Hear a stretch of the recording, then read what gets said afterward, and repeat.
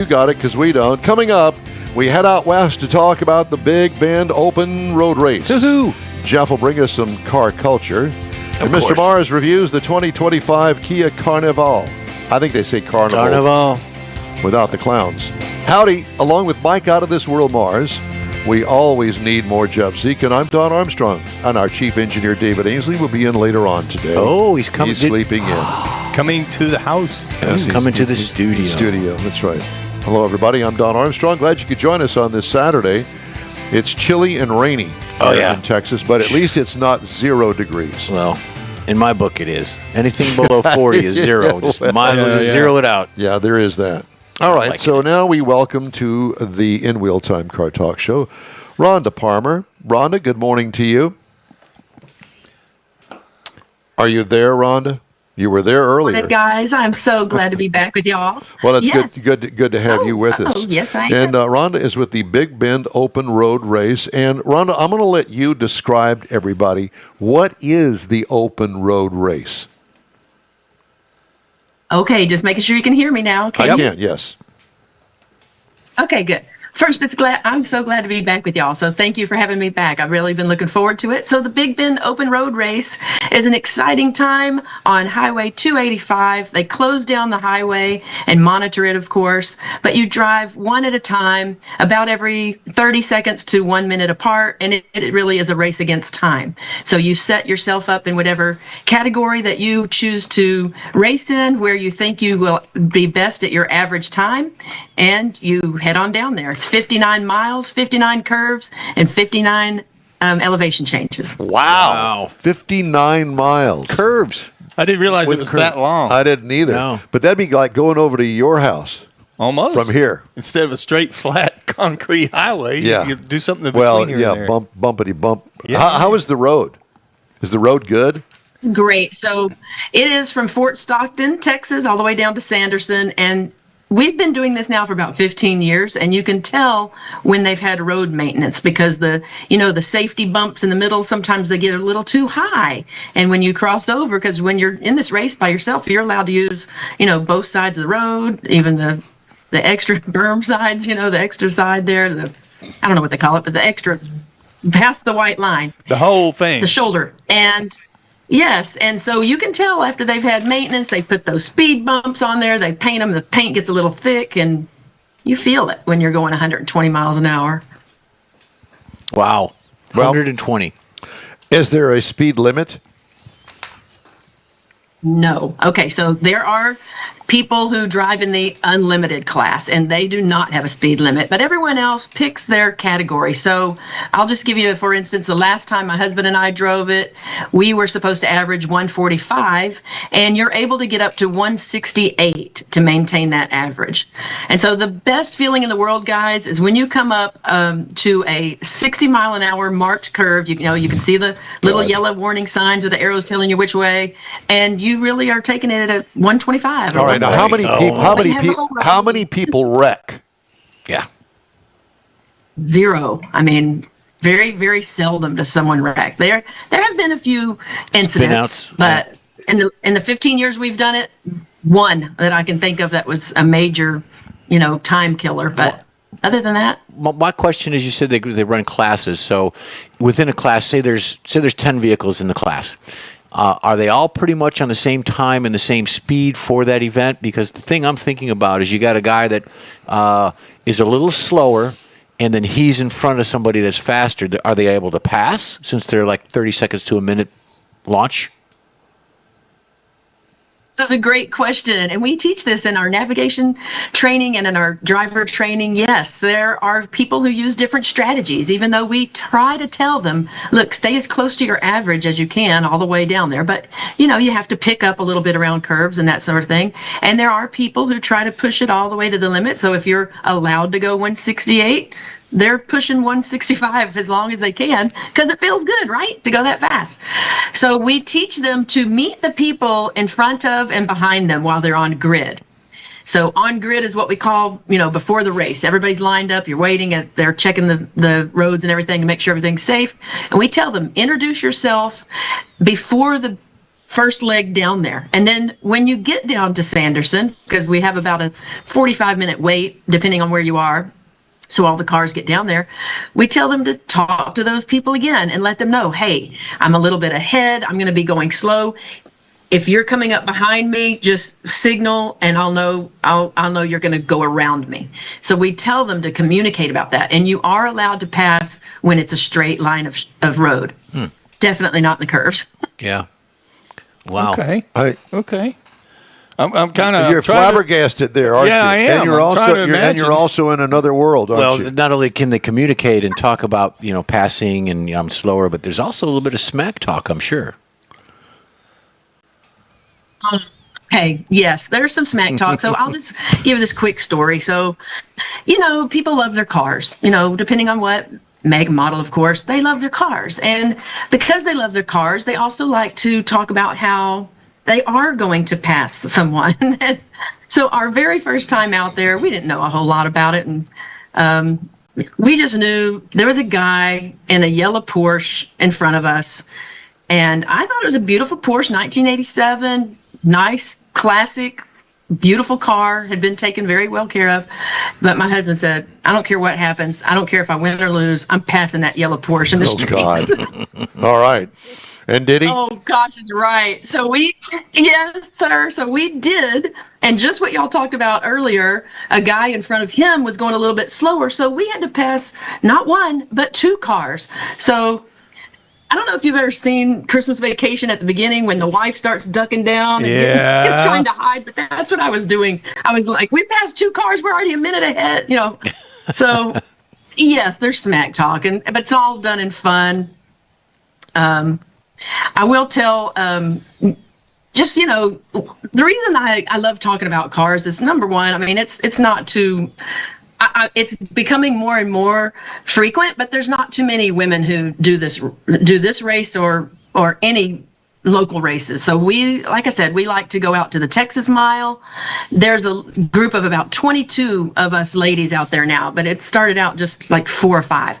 And at the Big Bend Open Road Race, there's about 7 of us who are drivers, not just navigators. And one of the things that I'm trying to just let women know it's fun, okay? Even if you're a little nervous to drive, just go out there with your husband or your friends, make new friends and experience it. I mean, not everybody likes to go fast. I get it.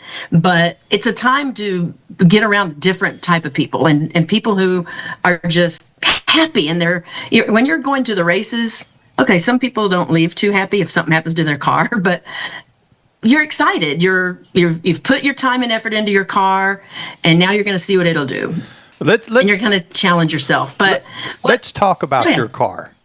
You sent us some pictures because we were scared of the weather in the driveway, so we're going to run those pictures and stuff. But tell us about your car that you use whenever you go to these events. Okay, the car. We have 2 cars, so. One car is a 2005 C6. It's automatic transmission, has Z51 package, and it is great. We love it. That was our very first car. We brought it brand new. And a quick story, I'll just tell you a side action here.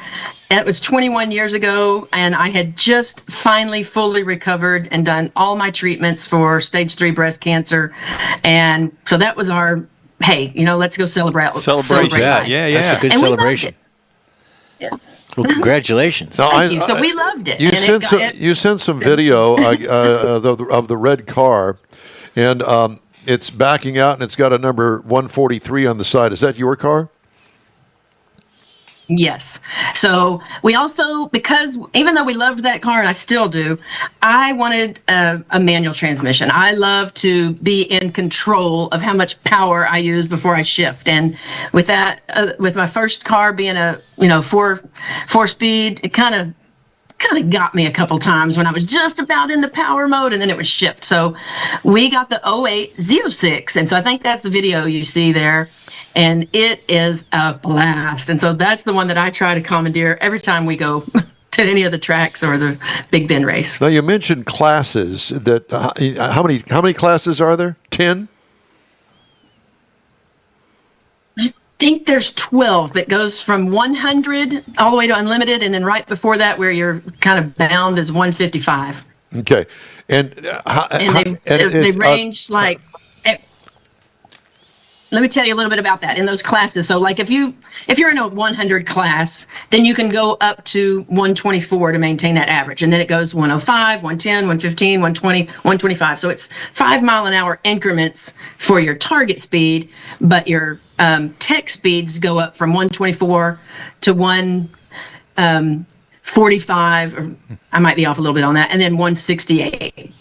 And so, even though your target speed is increasing, your tech speed is not. So the closer you get to that, the tighter you have to be in your averages. do you have to wear a helmet at this race? Does that make sense? Yeah. Yes, it you have to does. wear a helmet? Yes. So I have to explain to my mother every year, yes, we have safety gear. Everything is checked out. We have, fireproof clothing, a fire extinguisher, roll cages, gloves, leather shoes, helmets, goggles. Everything is completely safe. I mean, as far as that goes, you have your arms strapped in, everything's 6-point harness, nothing. You're glued to that seat. And So you in can other feel words, it, I like you can't are bring one out my big- C5 and run it because it doesn't have a roll cage in it. No, you absolutely could if you were in one of those lower classes, Yeah. which if you start out, you have to start out lower. The roll cage is for once you get above 125 or 130. Yeah. So the faster you go, the more So you're safety fine. equipment you got to Exactly, have. yeah. Yeah, that makes sense. Well, you should take your mom for a ride if she's concerned. That's exactly right. Right. I know. Well, I have taken her for a ride, but it's over there in Bel Air on 610. She wasn't really too pleased with that. And neither were the Bel Air But, police, so they're kind of tough on that. Okay, Right. so it's a 7-hour ride from Houston to Fort Stockton. I did the math, 508 miles. So there's a full day of driving just to get out there. And I assume, how many cars do you typically have registered to do this? About 130. And Wow. some God. do. I'm sorry. Actually, it's about 160, but there are 2 races. So the April, there's always about 160. And in October, I don't know why, it's just different. Maybe hunting season, people are getting ready for hunting. I don't know, but it's a little fewer in October. But some people do drive their car all the way out there from wherever. And we have people from Nebraska, Idaho, Colorado, Florida, Georgia, even some from out of the country come out there. They're clearly not driving their cars, but then some, of course, trailer their cars, and gonna that's ask, what yeah. we do. So I'll tell you another quick story. Before we found the Z06 that we loved, that we totally love, but we didn't have it yet. But my brother-in-law has a Z. It's an '09 ZR1, and it's a standard. And let me tell you, my brother-in-law was up for brother-in-law of the year because he not only let me take that car in the race. He let me borrow his truck and his trailer so I could haul it out there. Oh my God. Yeah. Well. Yeah, you need to He take care of trusted me. him. Yeah, yeah. Yeah, most definitely. All right. Right. How much does it cost? Again, that depends on your classes. It goes anywhere from about $600 up to $1,000. Okay. And is it a 2-day event? Okay, this is what my husband says. You can get out there on Monday before the race on Saturday, and there's all kinds of things to do, and they start teching you and double checking your cars and all this on Tuesday. But the race is on Saturday. It's a 1-day event. It's just first leg in the morning, get down there, eat lunch, and return. When is the Texas Mile? Is that They do coming have up a as well? car show. They do have a car show and other things like that for entertainment. It's coming up on April 26th. April 26th. Okay. And so all of the festivities are in Fort Stockton, I assume. For the most part, they do have some events down in Sanderson, and the good thing about this for both towns, it's really a big fundraiser. And if you can think of on just a totally smaller scale, but like what the Houston Rodeo does for Houston, that's what this race does for those 2 communities. It just brings people in, so the hotels and restaurants are full, and they have little gatherings. Different groups are selling things, and all the shops are real friendly, and they have different ways to keep people entertained. So where do you sign up for this and get more information? You have a website? Yes, go to Big Bend Open Road Race or BBORR.com. BBORR.com. Okay. And all the information is there. Do you have member hotels that you can go and get a discount at in either one of the cities? Yes. Some in Fort Stockton, some of the hotels do give racer discounts, and they have events that are catered to the racers. So they'll have a welcome reception or a special at the bar or something like that. But it's just everybody's just trying to be friendly and get your business. Sure, I understand, and I assume that there's got to be some sort of oil related stuff out there. There are Discounts a couple on of vendors that go out discounts there. on the quarts of oil and stuff like that. Gasoline. I don't know about that. I don't know. we don't. We get all our stuff down here before we go out. Sure, of course you do. Well, it sounds like an absolute hoot to do. I don't have enough self-confidence anymore to go for the 150 mile an hour class. I'm sure that the car would do that. Yeah, it probably It's a 6-speed manual transmission with a stock LS1 engine in it, and it basically lives on the ground, close to the ground, and so I wouldn't think that it would be anything other than a fast 150 mile an hour trip at 60 miles from Fort Stockton on down to the finish line, and I mean, Okay, is that Don talking with us about yes, the it 05? is, yes. Okay. You need to do that, sir. You need to do that. And there are so many people Yes, sir. who Told you. take you under their wing. You're going to have to start out at 110. Okay. You've done that on I-10 going to work, I'm sure. You can wear a regular seatbelt, Yeah, Yeah. a regular long sleeve t-shirt. You don't have to have a whole bunch of, that's how we started out. Just, leather shoes, gloves. See, and the helmet. problem with And this your is, regular- and you've already alluded to the fact that you started off with a $40,000 Corvette, and now you've bumped it up to a $70,000 Corvette, all because of one race. You've gone from a regular Corvette That's to a right. Z06. Yeah, I know how this works. Believe me, I've been Corvetting a long time, and Well, the you get problem. the bug. Yeah, I know. get the Believe me. bug. Who's going to get to drive it? Yeah, exactly. And he's used to bugs. So if he took his out there the first year, he could do the 110. But he couldn't. He would have to wait That's another right. year to move up another class, right?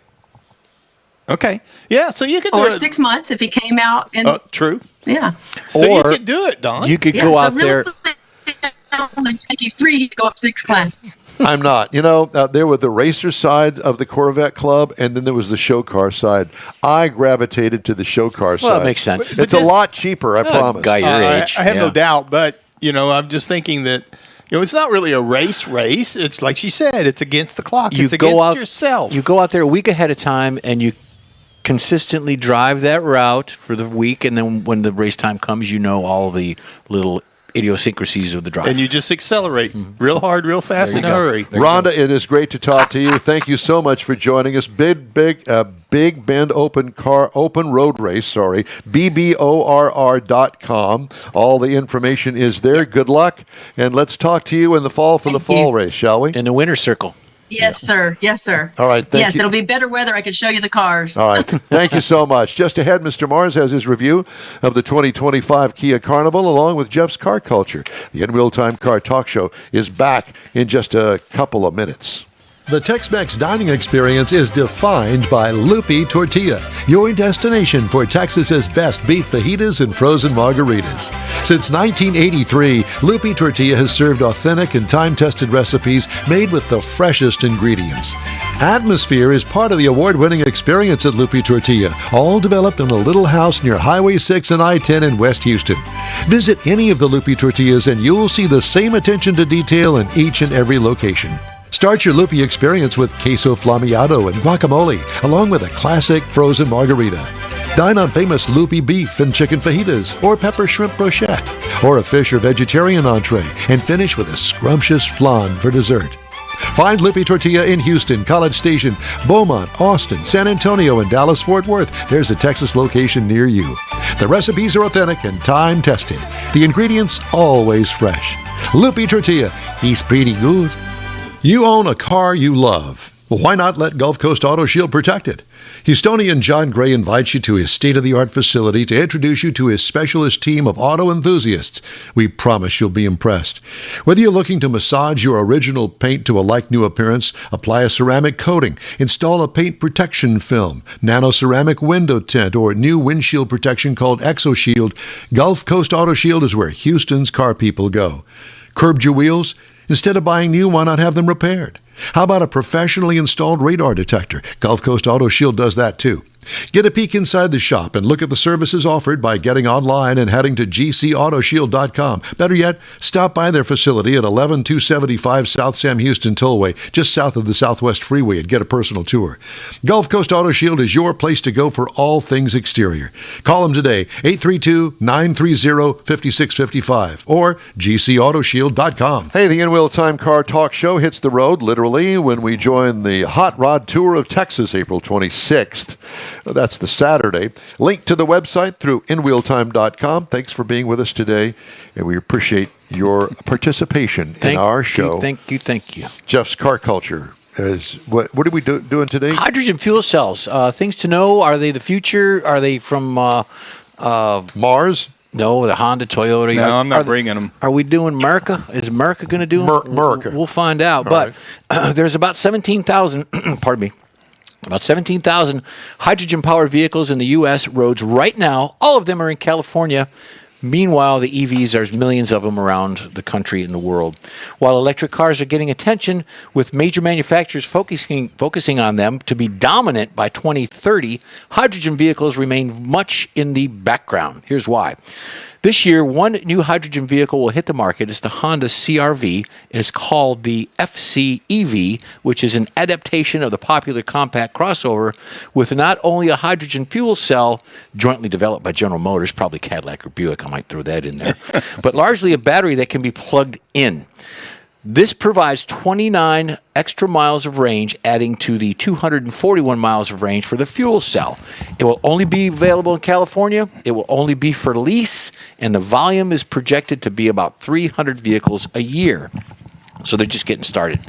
A hydrogen fuel cell, or the HFCV for short, uses the same kind of electric motor to turn the wheels as a battery electric car does.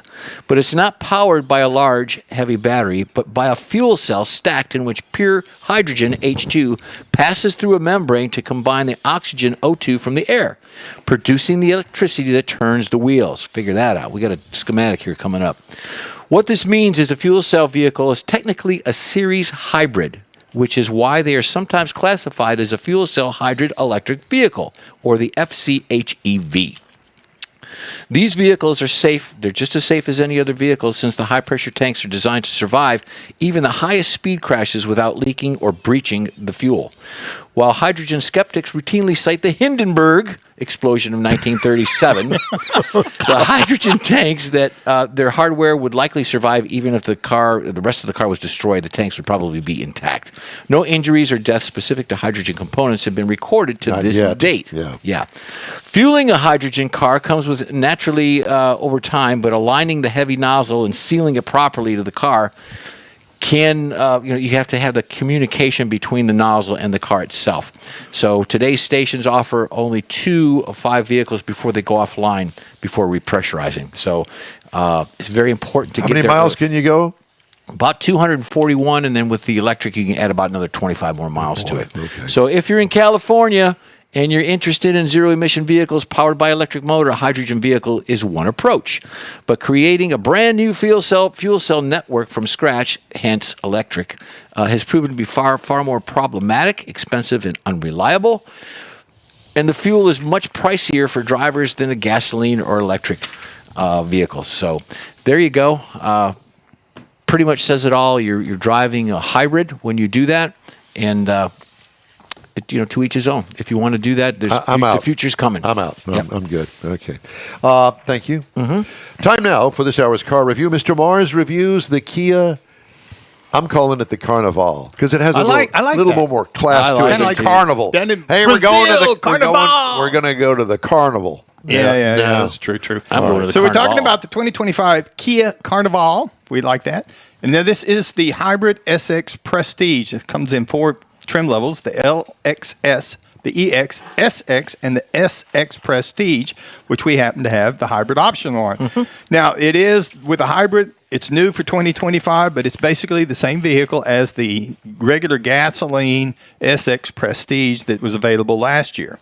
So it's Kia looks at it like they really don't promote it as a minivan. It's kind of like the minivan. Has 7 or 8 passenger seating. We happen to have the 8. Outside, you're going to find a lot of the features you would expect on a family-type vehicle. LED lighting with the projector headlights up front, fog lights, daytime running lights are all LED. Heated side mirrors, had dual power sunroofs, had a smart power liftgate. The side doors, they will open and close just like on what you would see on a regular minivan. We were rolling on some 19-inch black alloy wheels, which were the optional wheels, the upgrade, but there's no spare, which I thought was rather strange for a family-oriented vehicle. It has a tire mobility kit instead of a spare tire. Wow. Pump? Like a pump? Yeah. Oh, gotcha.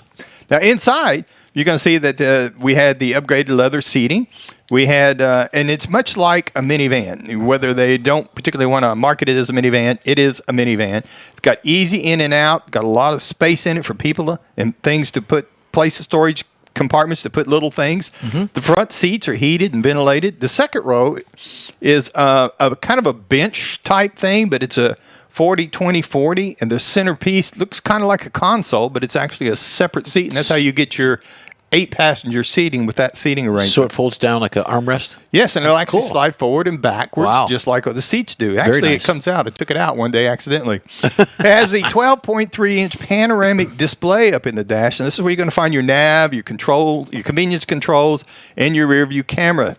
Now, it also had the interior camera and talk intercom to the rear seat, so you can kind of focus in on the Wow. passengers in the back and actually have an intercom to make it a little bit easier to talk to them if things are noisy.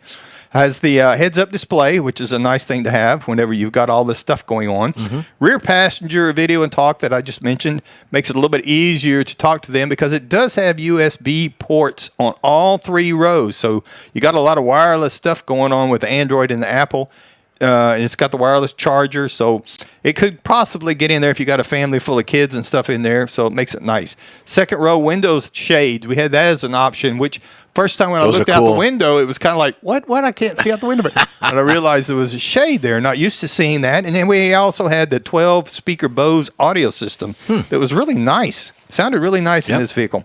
Now, up under the hood, we had the 1.6-liter turbo that was combined with the hybrid powertrain. Now, this does produce 242 horsepower, 271 pound-feet of torque, front-wheel drive, backed up by a 6-speed automatic transmission.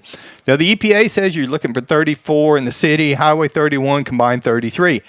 I got 29.8 across the 455 miles that I drove this vehicle. We had a lot of in-town running around to do.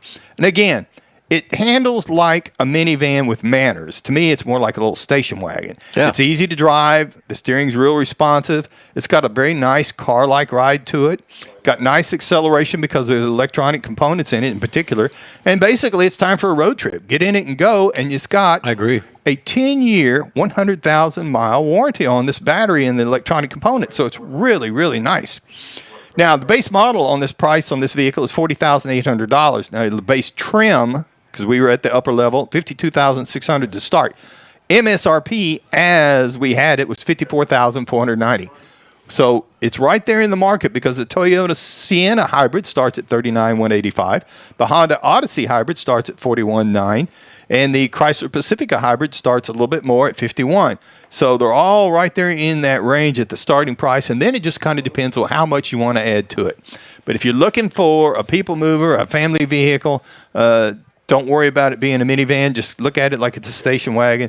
And this is definitely one you need to look at.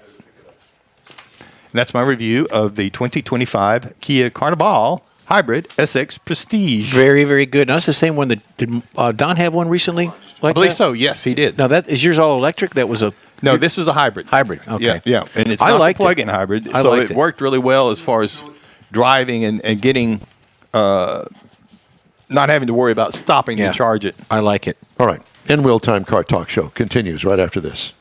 Pro-Am Auto Accessories has been serving Houston's auto enthusiasts since 1984, providing world-class products for sports cars, European sedans, and American muscle. Pro-Am is known as the place to go to find exclusive and hard-to-find parts and accessories. Pro-Am is one of the very first distributors in the USA for brands such as Recaro, Redline, Momo, Corbo, and Simpson. Located in the heart of Houston's premier retail and service corridor, the Galleria area, Pro-Am's walk-in storefront includes an 8,000-square-foot warehouse, showroom, and installation bays. Pro-Am not only sells parts and accessories, but also offers installation and service. Pro-Am is now reaching a worldwide audience through Pro-Am.com, taking its local reputation to the rest of the world. At Pro-Am Auto, you'll be dealing with a small group of professionals who truly want to help you with your automotive needs. If you don't see what you're looking for on the website, call and Pro-Am will lend you a hand. Pro-Am Auto, 6125 Richmond at Green Ridge in Houston's Galleria area. Call them at 713-781-7755. It's time for the 47th Annual Corvette Chevy Expo in Galveston, Saturday and Sunday, March 15th and 16th at the Galveston Island Convention Center. This premier indoor event features iconic Chevrolets, from classic Camaros to America's sports car Corvette. See over 135 displays, automotive vendors, and unique finds at the expansive swap meet. You'll also see the all-handmade Galveston Craft Show, featuring over 100 local artisans. Be part of this Chevy celebration, March 15th and 16th. For tickets, visit CorvetteChevyExpo.com. Great. Pardon me? Say Did you great. say something? I say great. Great. Great. Great. What are you grading? Everything. It's a great day. Great We're day. having Great fun. day. Okay, from the Sugar Shack Studios in Texas, USA, it's the Great In Wheel Time Baking Show. Baking. I like baking. Just ahead, it's our Hemmings Sold Car Roundup, where you can guess the sold price of some very interesting cars. Jeff has the cruise in and events calendars. I'll bring you stories making automotive news headlines this week. Just ahead. Howdy, along with Mike out of this world Mars. We always need more Jeff Zekin and Chief Engineer David Ainsley. I'm Don Armstrong. Glad you could join us on this rainy, cold Saturday here it's chilly. in Houston, Texas. So we have some people listening and watching online. Oh, dear God, I'm so sorry. And We Rand- apologize for everything. And Paint House, Randy Borcherding out Paint House, based on Jeff's story, apparently says, check out the hydrogen diesel injection to keep the dog clean. It's fascinating. I'm really not sure what that means. Hey, I don't know what young kids are calling it nowadays, but you shouldn't be bringing that up. Well, they're smoking something over there. I'm not exactly sure It's what them it paint is. fumes. Yeah, paint fumes. Paint fumes. That's what it is. Oh, Lord have mercy. Oh, young kids. I can't take them anywhere. Okay, so first of all, we're going to do the recalls because you're in deep trouble. Oh, boy. The rear brake hose may leak on the 2024 and 2025 Toyota Tacoma. Why? Well, It I leaks. guess they didn't tighten it up enough or something. I don't know. Damaged second row seat belt is being recalled on the Lexus NX, NX Hybrid, RX, RX Hybrid, and the Camry boy. Hybrid 2024, 2025. Might be that little escutcheon that goes in there. Escutcheon. I like that word. Chrome front grille deflector may detach Oh, boy. on the GMC Sierra 1500 for 2022. That's being recalled. They're going to put a screw in it and be on your way. And then it's going to leak. Insufficient welds on the trailing arm mounts can fail. But that's not good. VM. The Toyota Sienna VM. What is a VM? I have It's no idea. I don't think it's a disease, but anyway, it's 23 and 24. What's the fix? Ointment? It's insufficient welds. I guess they're going to weld it up. The trailing arm mounts can fail. That's not good. In other words, the whole back end of the car Yeah. can come apart. Yeah. Hyundai Ioniq 5 rear seat airbag may not deploy. It won't make any difference because you won't know about it anyway. You'll be dead. That's the 2025 model. Also, the Ioniq 5 has reduced braking performance from a software error. They got some problems with the Ioniq 5. Uh-oh. Might want to get that fixed before Yeah. you leave the Get showroom. that looked at. Volvo EX90 headlight shutters may close unexpectedly. Martha, it all of a sudden it got a little dark out here on the highway. Poor Martha. Martha's always in trouble. She is. Anyway, those are the For those of you recalls. named Martha out there, we apologize. I used to know a Martha. Did you? Yeah. Yeah. She worked. Last name Washington, or No, it wasn't Martha Washington. did you go to school with her? I did not. Martha Washington? No, I was close. I was Lincoln. Time now for the Hemmings.com Thank sold cars goodness. roundup for the week. All right. Here's I'm our, ready to our go. first vehicle of the day is going to be this. You got to go. I like it. What in the world? Well, the sold cars roundup over at Hemmings.com. This car appears, and this car is a 1971 Chevrolet Nova. Yes. I don't think that it runs. It doesn't What? look like it runs. It's It not doesn't like- even have a window in front It's of it. not like a Copo in disguise or anything that No. sat out in the rain. No. It looks like a fixer-upper. Does it have a motor? Probably not. But somebody thinks that this car is exactly what they need, and it's sold. The question is, how much did it sell Is for? that original rust or is that $1,500? Really? Yes. I have a feeling Now, that this may be. you It's said a it- 71, so it could be. Did they have SS Novas back then? Yes. Yeah.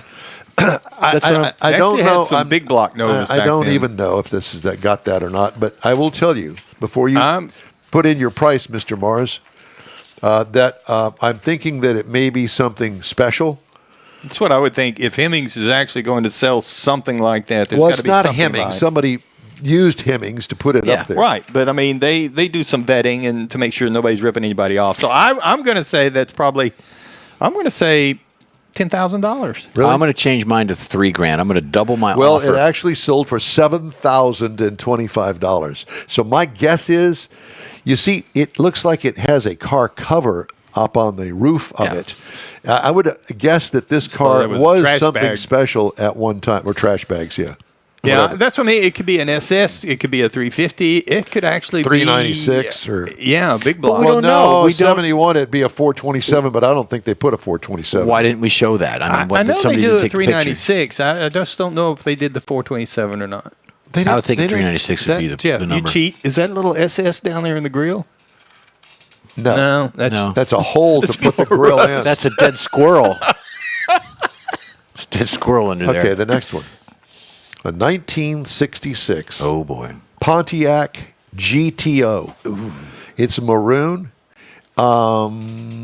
It may have aftermarket wheels on it, but boy, is that clean. Is that sweet? Oh, Look at I'd the like plate. To have, I'd Slick like to have, 1 is the plate. Yeah. Don't call them on the phone, though. Because I don't think Slick 1 owns it anymore. Look at the background of the shot. It's a cemetery. It's an old It is car. a cemetery. Look at that. Maybe the owner died. Or They're the gonna sell it. battery's dead. That's Battery's what it is. dead. That's what it is. I'm going $32,000.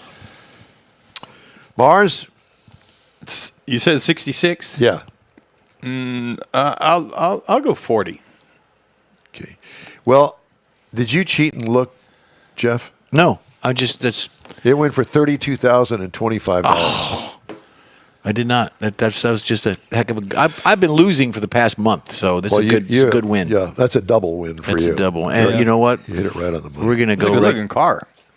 It's a beautiful car. I wonder where the cemetery is. Who is that? That's who's laid to rest there? I don't know. The next one is the 1978 International Scout 2. Back in the day, the International Scouts were not top of mind. Were they over there in No, Nederland? They're work vehicles. Yeah. Yeah, the international. Yeah. Well, this clearly wasn't. Or if it was, they, they covered it up pretty good. The Broncos got to be so expensive, people started looking for something else. Yeah. Well, this reminds me more along the lines of the Chevy Blazer back in the day. Yeah, it's about that It's size. a big utility, and it's a two-door. And I think, does the top come off of it? It looks like Apparently it does. does. Yeah, it looks nice. So anyway, 78 International Scout 2. It looks all stock except for the wheels and tires. and it's a good-looking truck. How much do you think that thing sold for? I'm going to go 27,000. I was going to go 26. Really? Yeah. Well, you'll be shocked to know that it went for $44,625. Ouch. Low miles. That's what The low miles on it. Yeah, that's it. it's got an LS and it's tubbed. Oh my goodness. Your next vehicle Victim. is a 1975 Ford Ranchero. Now, personally, this was not my cup of tea.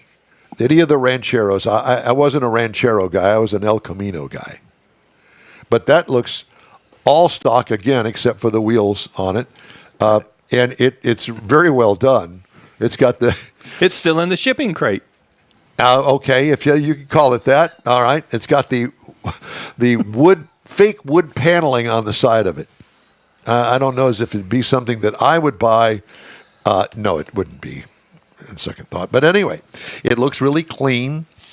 75 Ford Ranchero. What do you think that would bring? It's a pretty nice looking Now, vehicle. that Ranchero, that model year 75, was it not based on the Torino? Sounds familiar. I think they kind of got away from it by that time. Well, it wasn't. I mean, It wasn't something on its own. I mean, they didn't specifically make the Ranchero. That it's from something else. You It's go got to first. be Torino. Anyway, it doesn't make any difference. Yeah. How much do you think that thing sold for? I would go for 22. I'm going 27. 14. I guess maybe it's because Now that would be something they never for- got it out of the crate.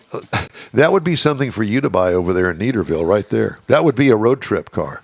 You and Becky. The rockers No, look like it's, they're it's, intact. it's El Camino. She's kind of an El Camino type person. We've looked at a couple of them. All right. Well, Not much on the You Ranchero. always have to be complicated. 1977 Got a woman Ford involved. F-150. This is what we used to call a step side. Yep. The other one was a fleet side. This is a step side, so because it had a step Step back on the there. side. It's made the box in the back more narrow. Yeah.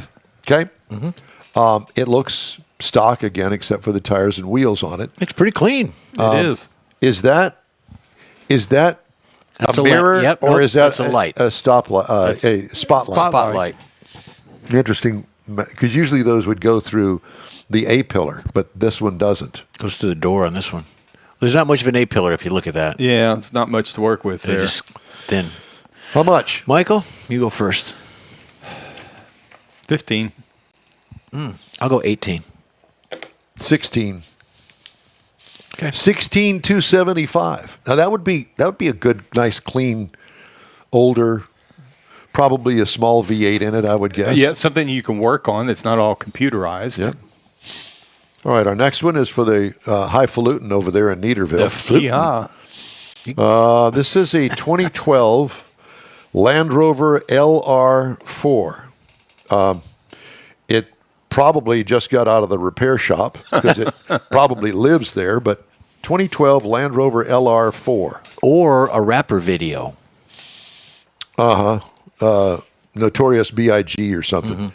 So how much do you think that something like that would cost you initially? Because it, from what I understand, is not real reliable. I'm going to shoot the moon on this. Please don't. And go 30. Really? Nah. What year did you say it was? It's 2012. 12. Yeah, 30 is probably a good number. I'll say 25. 19,845. Must be high miles. Yeah. Somebody wanted it And really the bad. notorious DON All right, video. and our last one of the morning is the one that we're going to buy for the in-wheel time machine. The next in-wheel time machine is Yes. a 1973 Chrysler Imperial LeBaron. Oh, man. It's about a mile long, and it's green. It's a hard top, too, isn't it? Look at that. It's, Yeah, it has to be. yeah. Yeah, it's a hard Well, it's a top. vinyl top. Well, but it's a hard Yeah, top. yeah. It doesn't have the B Yeah, pillar in there. Right. Look at the size. It's enormous. It's growing by the moment. You could not fit that in your garage. How much? 73 Chrysler Imperial LeBaron. 22. 12. 21. I got two Waiting, today. I know, Jeff, Wow. you did. Because I love that's just me. All I can see is John Belushi and Dan Aykroyd. That's it. And when you go to your local HEB or Kroger, you got to park at 3 spots across on an angle. That's beautiful. Pretty much. Yeah. You bet. Look at that. Phew. Can you imagine what that ride's like going down the road? A feather. I'm thinking feather. I'm thinking a big mattress that's real gushy. You just kind of float across the roadway. like a Tempur-Pedic. Yeah, okay, we'll go for that. Coming up, Jeff has the cruise in and events calendars, and I'll have the stories making automotive news headlines this week. Thanks for joining us today on the award-winning In Wheel Time Car Talk Show.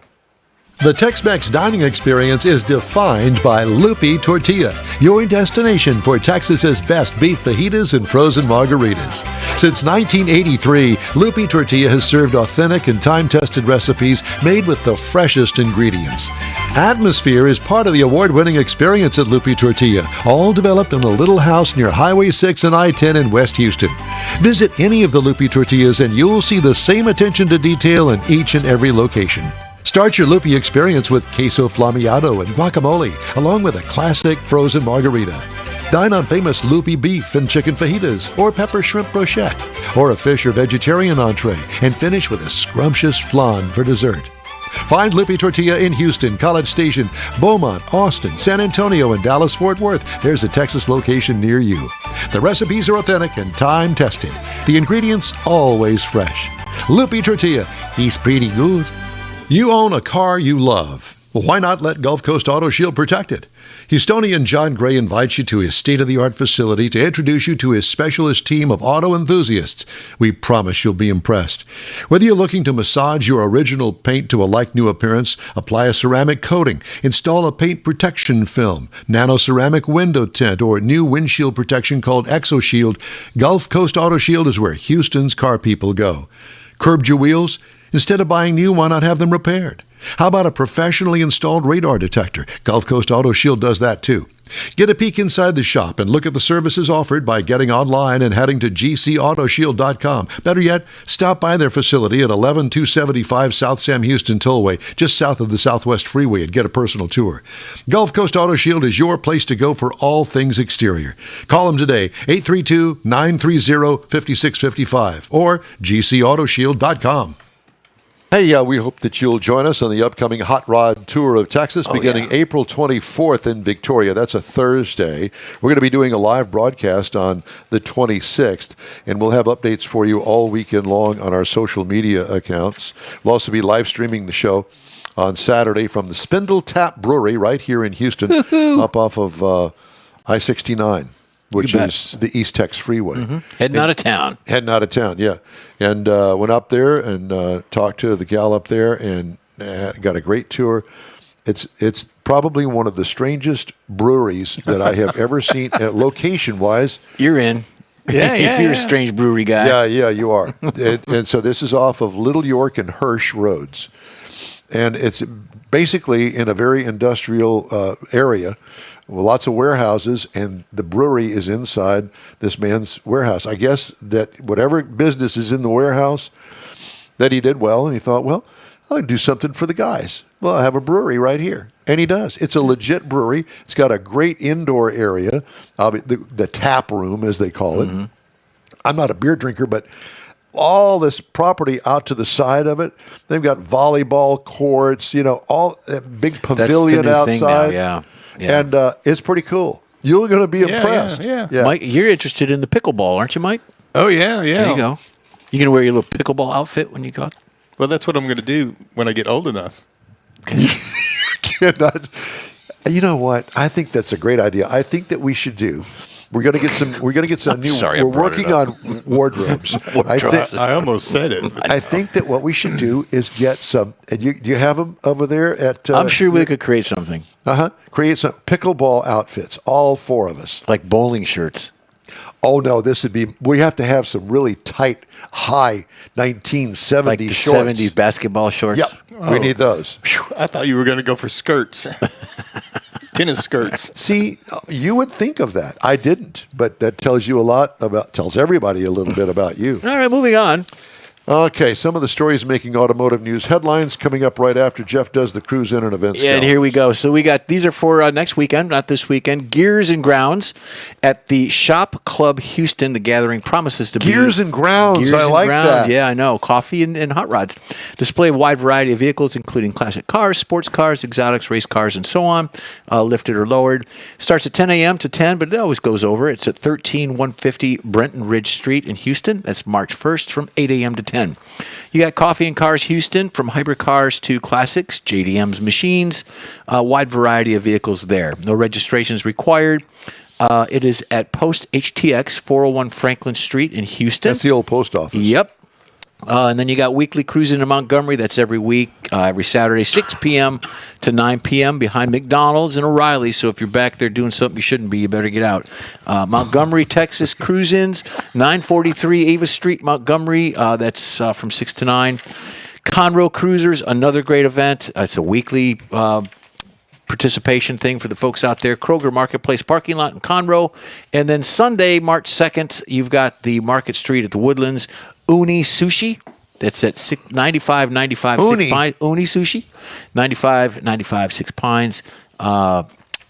It's a charity event. They're going to raise money for the local charities in Montgomery. So everything's good. Everything's good there. Lots to do. Lots to do. Tariff uncertainty looms for the public auto retailers as they assess what brands, models, and parts could be impacted. Companies are preparing for some disruption while hoping that lots stocked with new vehicle inventory and a boost from parts and service revenue will help them get through whatever they face. Significant portions of top public dealership groups' new vehicle brand mix could be impacted. If the 25% tariffs on imports from Canada and Mexico happen, then Toyota, Honda, Nissan, and General Motors are the automakers most at risk. This makes Asbury Auto Group, AutoNation, Group 1 Automotive, and Lithia the most vulnerable companies, according to a spokesperson by the name of Mr. Stevens. The groups have at least 35% of their new vehicle brand mix in those four most at-risk brands. The unequal impact of tariffs could mean that some automakers and dealers will have a major advantage over others, according to Jeff Lick, an auto analyst at Stevens. For example, the F-Series is only made in the U.S., so that's not an issue. The Silverado is also mostly made in the U.S., he said, but the RAV4, which is Toyota's number one selling model, is almost all made in Canada. Trump is also planning to announce details about tariffs on imported automobiles April 2nd. The potential levies would further expand the impact of Trump's trade policies on automakers outside of North America, such as Kia and Hyundai. Trump said the tariffs will be around 25%. We'll have to wait and see how that works out. But it's the huge. No. Oh, can you He's that? not through yet. Oh, sorry. You're over here meddling in my stuff. I am meddling. Dude. That's what it says here. Somebody wrote that word. Dude, where's my contract? That's the question many suppliers have been asking, and automakers largely haven't been answering. It isn't necessarily because they don't want to. It's not a secret in the industry that in a time of potential trade war and great regulatory uncertainty, automakers aren't totally sure what to make. Roadmap beyond 2026, whether driven by internal combustion, hybrid, or electric powertrains, is hazy at best. So everybody's sitting on pins and needles. They're not selling it. Well, I can't say that. They are selling EVs, not at the rate that they had hoped to. So there's a lot of EVs sitting on dealer lots. You could probably get a deal on one if you wanted to go that route. Yeah. But people also aren't buying lots of automobiles to begin with. Right. It's kind of flat sales right now. Everybody's kind of hanging on. Because think of this. You buy a new car, and it's one of those that you're going to pay more for because of the tariffs. What if something goes wrong with it and you need a part?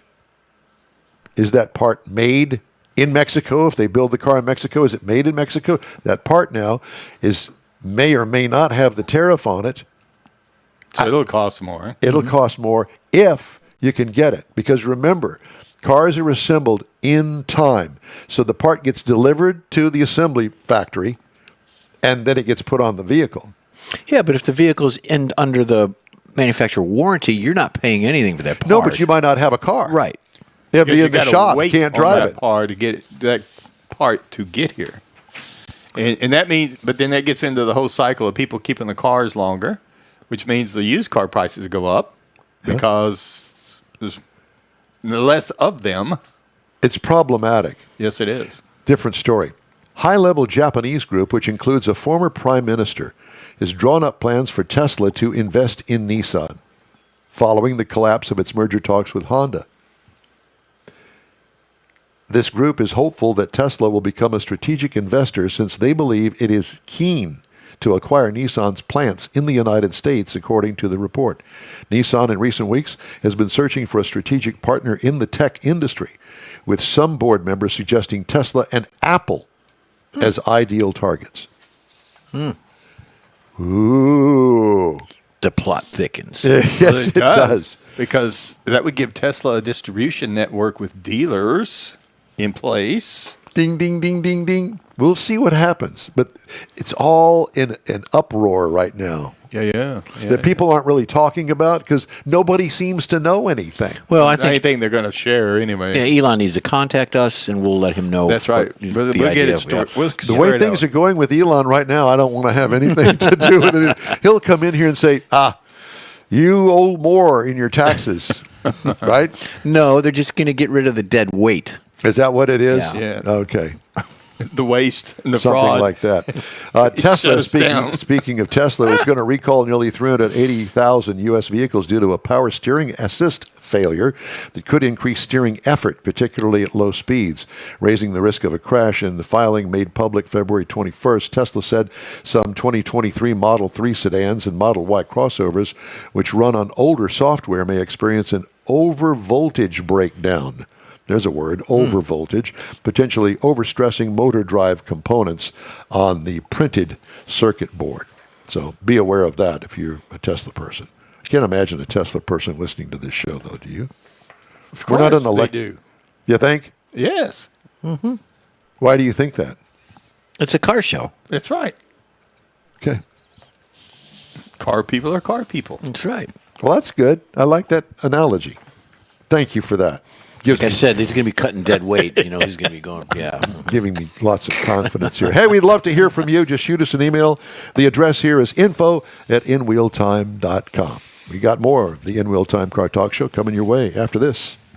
Pro-Am Auto Accessories has been serving Houston's auto enthusiasts since 1984, providing world-class products for sports cars, European sedans, and American muscle.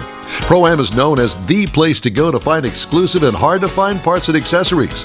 Pro-Am is one of the very first distributors in the USA for brands such as Recaro, Redline, Momo, Corbo, and Simpson. Located in the heart of Houston's premier retail and service corridor, the Galleria area, Pro-Am's walk-in storefront includes an 8,000-square-foot warehouse, showroom, and installation bays.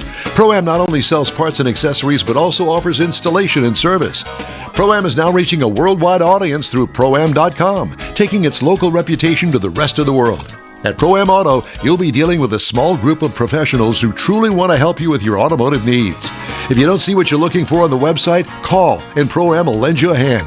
Pro-Am Auto, 6125 Richmond at Green Ridge in Houston's Galleria area. Call them at 713-781-7755. You own a car. It's time for the 47th Annual Corvette Chevy Expo in Galveston, Saturday and Sunday, March 15th and 16th at the Galveston Island Convention Center. This premier indoor event features iconic Chevrolets, from classic Camaros to America's sports car Corvette. See over 135 displays, automotive vendors, and unique finds at the expansive swap meet. You'll also see the all-handmade Galveston Craft Show, featuring over 100 local artisans. Be part of this Chevy celebration, March 15th and 16th. For tickets, visit CorvetteChevyExpo.com. Yes, Don hit the wrong button and got the video all messed up. It doesn't. all right. It doesn't know what to do It when I happens. do Yeah. that. So George says that his cousin's Tesla listens to us. His cousin's Tesla listens to us. Not you the said? owner, just the car. Just the car. Yeah. Uh-huh. How does he listen to us? I do not know that. Car. Silently.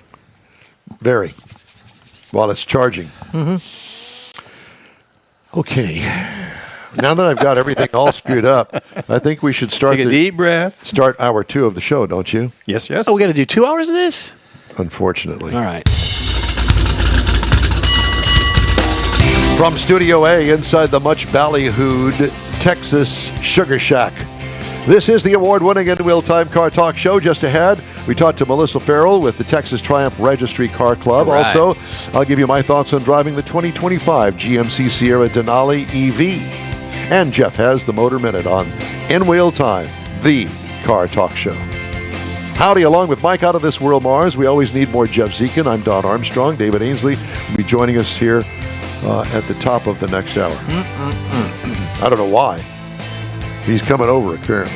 Do you owe because we money or invited anything? him. No, you invited him. I invited him. Is he washing cars today or I don't. This would be a good car washing. No. To say. That's probably why he'd be doing it. Yeah. So glad that you could join us today. We really appreciate you. The GMC Sierra Denali EV. Very interesting vehicle. Mars, you had it. Yes, I did. Did you like it? I did. I did too. I really did. Which kind of surprised me. It is, and you know when we do the review, I may or may not talk about it, but the thing that's very interesting to me about it is it's not the Chevy or GMC 1500. No. It's a completely different vehicle, and they had to do it that way to actually make it a complete EV.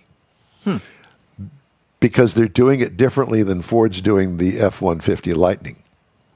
And boy, But they there's- did it right. There's still cues from the. Oh, absolutely. Yeah. Yeah, absolutely there But- are. But independent rear suspension. It's got that mid-panel that you can fold down, kind of like the old Avalanche. Yes. Which is very unique and cool, actually. Yeah. It extends the 6-foot bed to a 10-foot bed. If you want to bring the nose of the car that you're putting Any in the extra bed, lumber or stuff you need Right. to haul. Your canoe or your canoe, yeah. paddleboard. Canoe. or whatever. Canoe? canoe. Yeah. Do you remember that commercial? I canoe. You canoe? You were an English leather guy. He was a sterling silver guy. All right. Hey, now Enough that we of- did the car review, let's move Our on. guest thinks that's funny. I know. Melissa doesn't know Farrell, us. Texas Triumph Registry Car Club is with us. Melissa, good morning to you. Good morning to you. Well, I hope we didn't bore you too much with all of that. No. Not that you would No. remember any of those men's colognes from back in the day, but I remember some of them. yeah. There. Let's see. Name another one. English High leather. karate. English leather. High High karate. karate. Ooh. That guy with the Oh, glasses. yeah. High karate. Yeah. That's a great one. Great commercial. Great. Well, we're not going to talk about that. We're going to talk about the Texas Triumph Registry Car Club. And you know, when I saw that you were going to visit us today, I thought, you know what? Triumph always had a step above in my mind, and I know nothing about the two cars, the MG and the Triumph. It's all I could think of. And I thought, wow, the Triumph was always the one that had the looks. And I know that they made a hot rod version of it. They were kind of like a step above. More of a Euro style. Yeah, but what? yeah. So I don't want to step on any toes, but I agree with you. good. Thank you very much. So obviously you must have a Triumph. I have a couple of Triumphs. I do. What years are One they? is this is a TR3B Triumph, and it was a little 4-cylinder. I'll step out and maybe you can see a little more of it. It's. I wish I could turn my camera around, but I'm lucky to get sound because at first I didn't have sound. Yeah, it looks good. It looks fine. Yeah, it's cool. Very nice. Get over here. The 3B came out after the 4. The 4 came out and they weren't going to make any more 3s. So the dealers, were talking about the 4, and everybody said, "No, I want another 3." So Triumph, in their wisdom, which happens sometimes, they put all parts together and they made the TR3B. What year is that? It's a 62, but it wasn't titled till 63. So my husband always called it a 63, but 62 was the year the 3B came out. It looks like a show car. It looks Yeah, it brand does. new. Oh, it is our pride and joy. But my husband passed last year, so I'm sorry to hear Sorry that. to hear that. yeah, he loved working on the cars, and I helped him. I was the gopher, and I knew enough to help. There you That's And I good. could do interiors. I could do that. Did he Yeah. restore that car himself? Well, we did.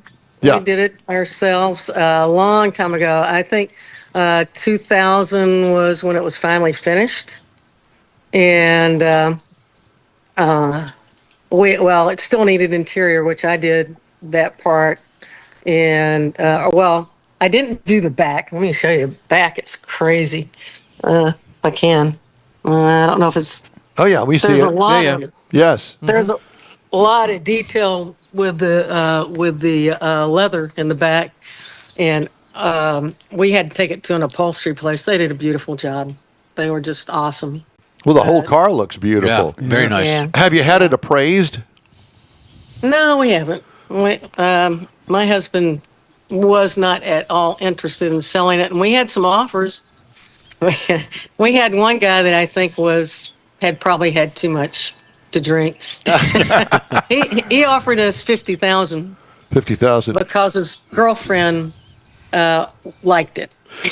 All right. Well, let me ask you this. So, That'll do it. how do you, if you have not had it appraised, how do you insure it? It's classic car insurance. My husband started that, and I didn't really look at it. Let's just Just keep it redo going. it. Yeah. Yeah. Yeah. Okay. So you said you have another one besides this. Is that above it? We We may have froze lost her her. up. Oh You no. had that. There's There she There is. you go. We got you back. Okay. It's in the shop, and you can see the steering wheel is up here on the workbench. Yes, we see that. But there's a club member that he goes around. Yeah, your internet's not very good over in that part of the Well, building. I think it's the She's cell in the phone. house. Yeah. yeah. So, Melissa, if you can hear us, we need to get you to go back outside so we can make sure that your cell phone signal picks up outside, if you don't mind doing that for us. No, I don't mind. Okay. All right. Well, let me ask you another question here regarding Yes, sir. the club, the Texas Triumph Registry Car Club. Yes, sir. Did you guys found that, or are you just members of it? Oh, no. Mike Cato founded it, and at the time we had just moved here, and we were into autocrossing. And we didn't join the club for a couple of years because we were doing SCCA, and there wasn't a lot of time to do everything. Sure. But about 2 years after it had started, we joined TTR, and it's a wonderful club. Very inclusive of everything. They don't even, if you have an MG or an El Camino, you can still come. You can still be a member. An El Camino. Do you Well, happen to have an El Camino? Actually, my father-in-law had one, and I knew there had to be we something. redid in the it. That's family. not one of those things that it comes off the tip of your tongue. Oh yeah, El Camino. I know. Yeah. Well, my daughter has it now, my youngest daughter, and she has a garage, so It's well She has it taken in care there. of. All right. Yeah, So it is. where are you located? That's- Where is the Texas Triumph Registry located? it's located in Houston. Okay. But it's Houston's so big. They have the monthly meetings are at somebody's house the second Saturday, and then every Saturday there's a breakfast somewhere over town. So it varies. It goes north to south, east to west, and there's always one near you. During the month sometime. Sure. And they take drives. out in the little old 2-lane roads up north of Houston and west of Houston and east of Houston. Even south, we even go to Galveston sometimes. How many people in the and- club? There's, I About? think they're 200. I think 200 families. Oh my God, that's a lot. Families. Yeah. Yes. Yes. So do you all have a big Triumph show at least once a year or something? Well, they're regionals. We're part of the Vintage Triumph Register, which is a national group, and it's like a chapter. Although we started this here first, and then we joined VTR. I was already a member of VTR actually before we moved here, but we just there's something all the time. We have one run a month where we go out and travel the back roads. After the breakfast, sometimes they'll drive somewhere like to somebody's garage, or they'll have a tech section somewhere. And have somebody put steering wheels on cars and Yeah. things like that? Oh yeah. Well, I think I could do it if I have the book. You know? Sure. Well, yeah, we all could. But you know, Sometimes- one of the things that I remember when I was a member of a Corvette club many years ago, somebody needed help moving the body of a Corvette from the backyard and setting it on the frame. And so all of us went over to his house, and we all gathered Yep. around, and we helped the guy out. And and you know, that's one of the fun things about having car club friends. When you do get together, Exactly. hey man, so and so needs this. Exactly. Well, let's go over there and do it. Yeah, lots of They are camaraderie and lots of fun. Yeah. You've got quite a They few, are great. quite a few in your garage. There is that your personal garage, or is that a workshop This is for it? this is my garage. And you're When here we in built Houston. the house, we had to have. I'm outside. Spring is a little outside of Houston, Yeah. but yeah, we. I have a Miata. I got you 91, and then before Jim passed, here I'll show you the Miata. That's a nice looking Toro tractor you got Yeah. there. I'm into yeah, that. thank you. Oh, lost It's you. great. We need It you to go. blows- We need you, Melissa. We need you to go back outside because we've lost your Okay. signal again. Okay. Yeah. Let me come back over here. Yeah, cell phone service in Spring isn't up to par. Oh, it is terrible. Yeah. Audio's Zoom still in. good, but we lost the video. So there Yeah. you are. There we go. There we go. Okay, I'll come around this way. There you I'll go. stay outside. All right. I hope it's not There's a- raining up there. We don't want you to get wet. Yeah, right before he passed, he saw this T-Bird for sale. It's a retro 2003, Right. and he fell in love with it. Yeah, I would love to show the interior. It's red. It really is pretty. But we'll go around here. I'll show you. Maybe I can do this from the outside. There There's it is. Miata. There it is. Yeah, yeah. Right. And yeah. there is, let's see, can you see the MG up there? There is an MG. Yeah, I Oh, see yeah. it up there. That's pretty. Yep. Yeah. What is that from the '60s? No, that's a 53. A '53. Oh, there you go. 53 Now, MG. the MG, that's different than a Morgan, correct? It's a similar body style, but yeah, it's different. I'm going to sneak in and see if I can get you a better look. It's a very nice car. He got that before he found out he was sick. He had MDS. It's a rare cancer, leukemia type cancer. But it's in pretty good shape. Do you ever And- take all these cars out and drive them once in a while? Oh, what? I drive the ones that run, I drive them at least once a week. Nice. Nice. Ah, nice. I just got caught. Yeah, you have to. Yeah. If you don't, they're not going to do well. There's the T-Bird. Yep. Very But nice. when we got the 3, my husband said, I can get that running in a week. I said, okay, but let's finish the Stag first. That was a mistake. I should have let him fix it. So it's sitting there. I'm kind of looking for somebody to take it from me. But I don't know. We'll see. Well, Yeah. So how do we get in? Do you guys have a website, or do you have a Facebook page or something that we can learn more Texas Triumph TTR has a website. about? Okay. And- TTR.com. And a Facebook. You might try TexasTriumphRegister.com. Okay. Try that. All right. And yeah, they have a page. We have Blue Bonnet magazine that we publish every month with all the things that are going on.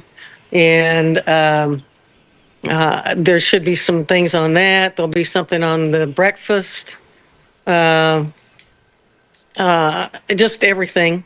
And Vintage Triumph Register has, well, we have a regional, our group, our region, which is 3 or 4 states, actually. We're a little spread out.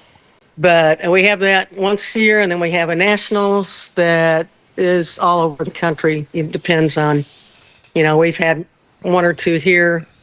Dallas had one.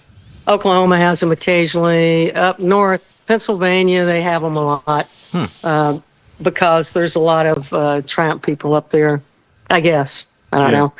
Well, Melissa, it's but great. I do want The website is want- TexasTriumphRegister.org. Register. org. Okay. Register.org. You're right. TexasTriumphRegister.org. Very good.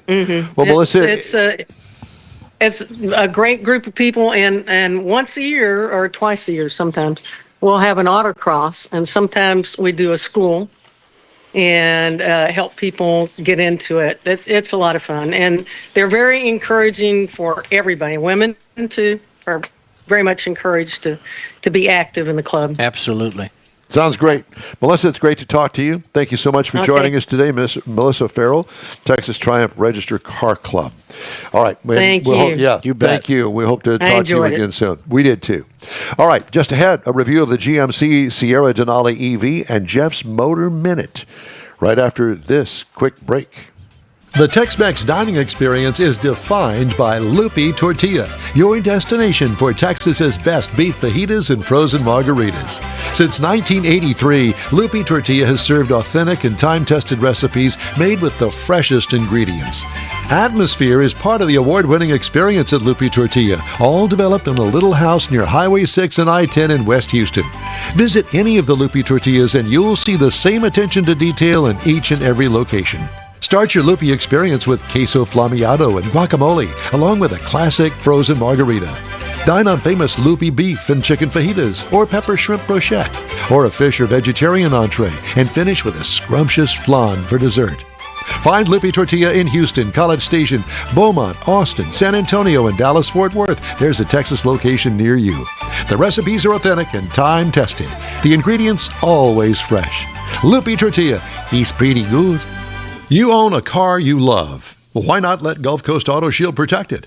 Houstonian John Gray invites you to his state-of-the-art facility to introduce you to his specialist team of auto enthusiasts. We promise you'll be impressed.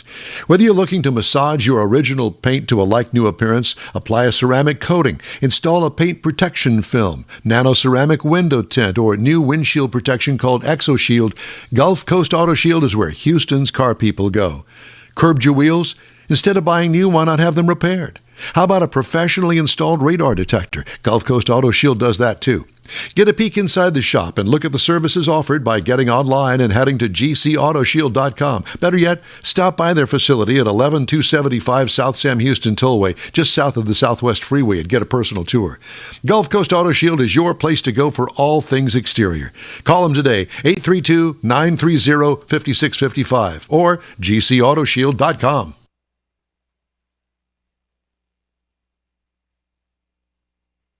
You own a car you love. Well, why not let Gulf Coast Auto Shield protect it?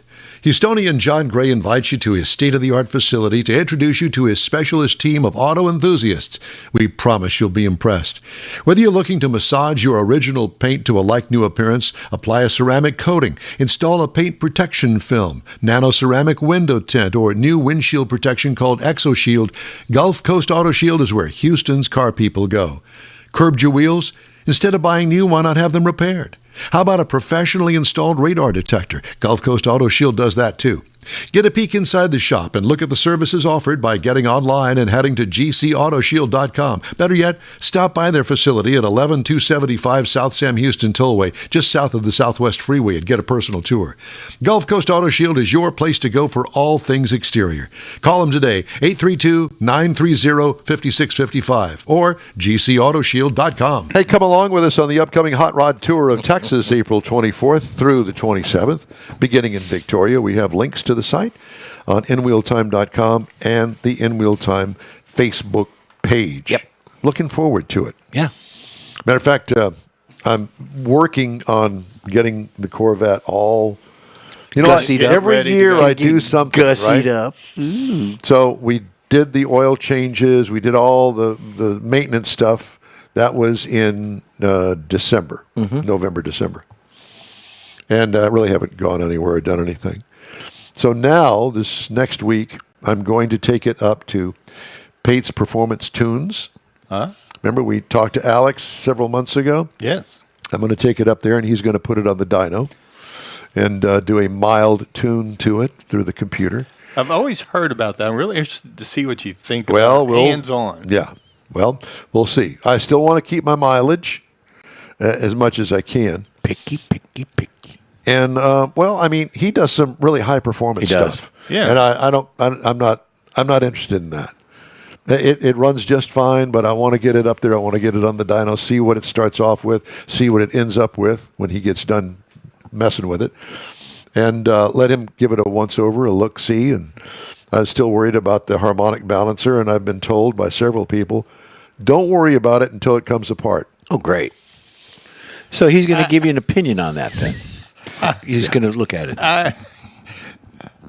Yeah. Uh-huh. Yeah. Okay. So don't worry about it until it breaks. Well, I'm trying to avoid it breaking while I'm on the road. Particularly if it's doing about 5,000 RPM, which means Well, it out doesn't- there on the end of that yeah. crank, it's Yeah, doing no. about 20,000. And he's on the that. Big Bend Road. Yeah. So at any rate, so I'm getting ready. Next week is Alex's place.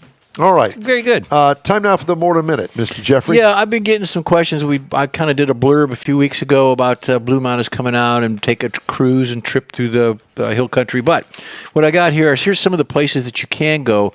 Now, because of the cold weather, some of the Blue Mountains are coming out and then they went back in and some of them died off, whatever the case. But they're starting to bloom. There's different varieties of the bluebonnets through Texas, coastal and then interior. So one of the places you go to Enchanted Rock State Natural Area in Fredericksburg, Willow City Loop in Fredericksburg. They've got a great view of the bluebonnets, Marble Falls, Lalano, Wimberley, and Dripping Springs. Mike, they've got fields of them. So when they bloom, go out there and get some good pictures. Wild Seed Farms in Fredericksburg, Lady Bird Johnson Wildflower Center in Austin. Now, these are all hill country. They're going to start about Brenham and Yes. westward. You'll find some things here in Houston, North Houston, Montgomery County and things, Burnett, Lake Buchanan. So there's quite a few out there. You can get on, there's certain websites in Texas you can get on. Check your local municipalities and they have things that you can go out and actually go out there and do. Be careful because there's a lot of snakes and things that live in those flowers. There's a lot of creatures and things. So be And then careful there's when you Don go- Armstrong. Yeah, Well, the main lizards out there. And a lot So- of that's on private property. It a lot is. of people just pull over on the side of the road. Yeah, and- don't do that. Get some and permission. they'll take some pictures. Right. But if you try and climb over the fences, that's usually a good sign Yeah. it's private Don't property. trample them. Don't pick them either, because there is a crime to pick bluebonnet Or cut them. Did Or you cut know them, that? yep. You're not supposed to mow them over or anything. or trample them. So if you got a little kid and a nice baby shot and all that with the family, be careful of the critters and creatures and be respectful Well, for the and- property. Yeah, and somebody else is going to want to do the same thing. Right, So you want to right. leave a little something for them to Exactly. work A Only little leave- something, a little something. with. Something. There you go. Time now for this hour's car review. I got to drive the 2025 GMC Sierra EV. Final assembly location, Detroit. Motown, sir. Available trim levels, the Denali, the extended range, and the max range. I had the Denali, the max range. This is a full-size, half-ton pick-em-up truck. Seats 5, including the driver. Exterior changes. Electrics from GM share few parts with the gasoline version. This is an all-new truck. Exterior features: exclusive front clip with sharp-looking new grille and lighting for this EV. GM squared-off wheel openings still prevail. Smaller version of the C-pillar sail panels. It reminds one of the no longer produced Avalanche pickup truck, which kind of had a mediocre response, but now it seems to be back in vogue if you can find them. Multi-Pro tailgate is absolutely the best. I thoroughly, whoever invented that, they did themselves Should have got a proud. raise. What I liked about the exterior, this is an exterior-interior feature, and that is the Multi-Pro Midgate. It increases the bed length to almost 11 feet. And it folds down to open the cab to the bed. That's how it creates that extra footage back there in the bed. Also, the back window can come out separately. Oh, wow. It's just it's a really cool, it's like the Swiss Army knife of trucks. Yeah, and it's not hard to do. Now, interior highlights, huge Tesla-like vertical infotainment screen. Now, this is different than the Chevrolet version. The Chevrolet is horizontal. This is a vertical, big, tablet-looking screen that's right there above the center console. Loved it. Big, comfortable leather seating with a great pattern in it. Full-time sunroof without a shade. How's that going to work in August and September? Yeah. Well, I was really glad when I was really glad it wasn't August or September. But I will tell you this. I would imagine that it doesn't have a shade, well, for several reasons, but I guess that they figured that if it's really beaten down on you, I think that they've got some special glass up there that's very reflective. You'll get the sunlight without the heat. That's my guess. Yep. I didn't test it Sounds- because it was cloudy. Sounds right. But it really was not obtrusive to me like most sunroofs are. All right. Upscale trim throughout. Don't forget the frunk. I forgot about the frunk. Did you open the frunk? Yes, I did. Did you? What did you do up there? Tried to figure out how to close the front. That was an interesting, expression of frustration and guilt, and I felt dumb because you could open it with the button, but it doesn't close with the button. Kept looking for a button all down Yeah. the sides. So you kind of got to pull it down, and once you get it down there, then it goes. Yeah. I don't know what the deal is with that. What I liked about it, functionality throughout the control surfaces on the interior. Get the salesperson to demonstrate the midgate to you, because unless you look at something of how it works, it can be a little puzzling to get it down. Yeah, you could be a little concerned. Can I put this back together right? Exactly. Yeah. Engine. Well, it has two electric motors that drive all four wheels, so it's a full-time all-wheel drive truck. Horsepower rated up to 760 with 785 pound-feet of torque. Substantial. Direct drive, clearly, so it doesn't have a transmission. Tow rating, 10,000 pounds. Haul rating, 1,500 pounds. What I got as far as mileage is concerned, and you'll have to do the math because I don't know, 2.0 miles per kilowatt hour. I drove it 497.2 miles. What I liked about it, instant power and plenty of it. Absolutely. Even that big heavy vehicle. Did you burn the tires up on that? Did not. It looked like somebody had done that. I didn't do it. But I didn't do it. I had it. I after. did it. All right. Jeff did it. I did Stole it and did it. I did it. Ride and handling, nice balance between capability and comfort. What could use improvement? I would have liked to have seen an air ride option. Ooh. Base trim price, $98,400. Prices tested, $101,590 without tax. Base model price, $89,900. Competitors, Chevy Silverado EV, $73,100. Ford F-150 Lightning, $47,780, which was surprising to me. Tesla Cybertruck, $60,000, and the Rivian R1T starts at $69,900. There's your review of the 2025 GMC Sierra EV. High marks all around. I liked it. I really liked that it was fairly accurate on the range, I thought. Yeah, it A was. lot of them, it's like you can only do 75% the way I drive. But this one, I was impressed. Hey, if you'd like to get in touch with us, shoot us an email. The address, info@inwheeltime.com. Back after this break. Pro-Am Auto Accessories has been serving Houston's auto enthusiasts since 1984, providing world-class products for sports cars, European sedans, and American muscle. Pro-Am is known as the place to go to find exclusive and hard-to-find parts and accessories. Pro-Am is one of the very first distributors in the USA for brands such as Recaro, Redline, Momo, Corbo, and Simpson.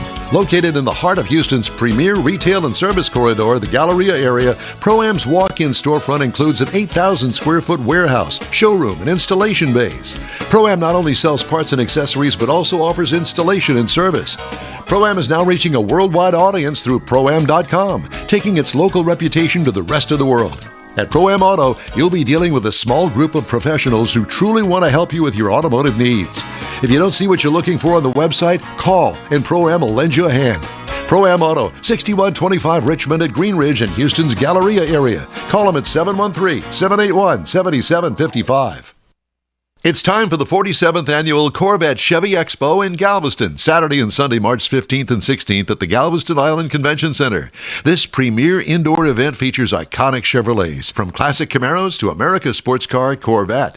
See over 135 displays, automotive vendors, and unique finds at the expansive swap meet. You'll also see the all-handmade Galveston Craft Show, featuring over 100 local artisans. Be part of the Chevy celebration, March 15th and 16th. For tickets, visit CorvetteChevyExpo.com. This is the only place to go for all things automotive, in our mind. Yep. The award-winning In Wheel Time Car Talk Show. Just ahead, we travel to the Texas tea capital of the world, Whoa. Midland. Talk with James White at the Petroleum Museum. Later, Jeff has the racing calendar. Oh, Mars yeah. has This Week in Auto History, and I'll get you caught up on stories making automotive news headlines. Howdy, along with Mike Out of This World Mars, we always need more Jeff Zekin. I'm Don Armstrong. David Ainsley is going to be joining us. Well, I don't know whether he'd join us on the air, but he's supposed to come over to the house this morning, so we'll see if that happens. Kind of like our guest that we're supposed to have right now. And Mr. Mars is working on that. Yeah, he's he hasn't clocked in. making the connection. He hasn't clocked in yet. There you go. All right. You coming on the hot rod tour with us? Yeah, I got my hotel reservation for Victoria. I'm not sure about the other hotel reservations just yet, but we'll talk about it. Well, I got my hotel reservation for Thursday night, the kickoff Right. party down there in Victoria. We'll be there. That's you didn't go last year to the kickoff. Not to the kickoff, no. Boy, that kickoff was great. I'm telling you. It was great. I think that you really enjoyed. They're it. still talking about Mike down there. Yeah, they are. They are. Yeah, I don't know what he did, but Well, I think that he and Barney got to He get made an together. impression. And He they're made an trying to get him impression, out of jail. Yep. It took a while. I don't know. But great event, and if you have a chance, even if you're not going to go on the tour, the drive down there is lickety split. Yeah. Doesn't take you any time at all. You think of Victoria and you think, oh, that's too far. Long way. No, it's not. It's not, No. really. And anyway, down there at the town square, they're going to have the symphony back again this year, along with the country band and high school people, and it's a big to-do in town square. If you look up certain cities in Texas, Victoria is known as the secret of Texas. It's like the best kept secret of Texas is. It's a nice little town. Yeah, that's what the city's motto. So that's I on guess. Thursday, and then we all gather up out at the big park. It has a big parking lot, and that's when we take off and head this They way. release the hounds. Yeah, head this way. And I think the stop is Santa Fe, and then we go to NASA. I don't believe I'm going to. I think I'm going to come home on Friday and spend the night here at the house. Yeah, I think that's why I said hotels and stuff. Yeah, and then Saturday, get up extra early and head up to the Spindle Tap Brewery, and we're going to do setup up there for the show, and we're going to do this live show from there Saturday from 10 to noon, and we're going to be indoors. Yep, I've made that decision. Yep, I saw your threads of emails on that. Yep. And then we'll take off again. I'll let somebody else do the teardown, and I'll be on my way. Yep. And then we head north up toward Madisonville on Sunday. We spend the night, I think, in the Woodlands. Yeah. And I think I'm going to do that. And then... See, that's what we're a little unsure on whether we're going to do that or just come back to the house and then restart the day the next day. Yeah. I've done the short. I've shortened it, and then at the last minute, I'm going, man, I wish I hadn't shortened it. Oh, to each his own. Yeah. Anyway, so I'm going to take it on up there to Madisonville and then come back that afternoon, Sunday afternoon. Really looking forward to it. It'll be interesting to see all of the 350 cars, and there's no way you can put 350 cars in line and keep them all together. Yeah, and what Bobby and Jeremy did on the website, if you get onto the Hot Rod Tour Texas website, they've actually listed the day's events hour by hour, where you're to be at 8 o'clock. They're starting off this, and then there's a timeline of what you could be doing in that timeline, and this is where we're going to meet. So the whole thing is planned out. He did a really good job of that. I'll say this, that it is a major undertaking to do this. But let me interrupt that, because not only is he preparing for that, but every weekend he's got a show going on I know. somewhere. He's going this way and that way. And he does lots of cruise-ins Yeah. on his own, not necessarily with the Hot Rod Tour bunch, but lots of cruise-ins, especially around the Victoria area. And we do the cruise-ins here for the time we have, and the folks that we want to promote. That we don't get paid for it, obviously, but if you want to find out more, you can get onto the Hot Rod Tour Texas website, or follow Bobby and Jeremy on the Facebooks, and they'll load you up with things every week. They really will. I don't need to be loaded up any more than I already am. You were loaded Thank last you. night, I'm telling you. Well, the margaritas are pretty potent. Shut up, Mars. You didn't go. You're right. I didn't. I missed it. behaved. But you know what? We're having a lunch today, and I can go down the Lupi Tortilla and get you a couple of margaritas to go. Yeah, that's right. It's my. I He's already got a I got to path. go to my mom's birthday party today. She is 96 today. Wow. 96 years Happy old. birthday. Yeah. So Mike's Where is she mom. right now? she's at home. Is she preparing? Getting her makeup on? All Yeah, He's all got that her good stuff. setting up decorations. She's probably cooking and all Yeah, that. the problem is it's trying to keep her off the ladder. The hanging Yeah. decorations. Not and since stuff. that last week, actually. Yeah, it was bad. I've got some stories here to pass the time. Mike just told one. Did he? I guess our guest is not going to make it. Apparently, he's not. I'm giving one more shot. Well, there is petroleum involved, so it's kind of a slick Saturday for him. NASCAR is bringing its electrification and sustainability efforts closer to home. Stock car series, known for the thunderous roar from V8 engines, has added a new batch of electric vehicle chargers to its headquarters in Daytona Beach. Well, you know what's next, don't you? It's shocking. NASCAR partnered with Florida Power and Light and Swiss Industrial Group ABB for the project, which included 30 new Level 2 EV chargers, not ones, but twos. Chargers are for employee and industry use and will facilitate NASCAR's transition to electric fleet vehicles, according to the press release. Ford and Chevrolet have both since revealed their own EV prototype race vehicles. A Chevrolet Blazer EV SS served as the pace car for the Daytona 500 on February 16th. It was the first EV to pace NASCAR's most famous race. Did you Yeah, watch it? I did. You knew it was going to happen. And there was always that one driver, I'm going to make a place for me, whether you're going to move over and let me in or not, because I'm faster than you. Mm-hmm. Well, he caused like a 34-car pileup. There was one early and then there was one late. Yeah. So everybody settles down. They want to be in it, and then they say, go, go, go, and they go. Yeah. Yeah. When it's like putting 10 pounds of stuff in a 5-pound bag. It just didn't work. And of course, the whole race time was this person hadn't won it in 20 years. This person's never won it, but the guy that won it won back to back. So go figure that. Well, the other thing is sorry, Mars, I cut off the wrong microphone. The other thing was with it, they got 12 laps in, and then they had to red flag it because of the rain. And they did that twice. Yeah. And it was all day waiting.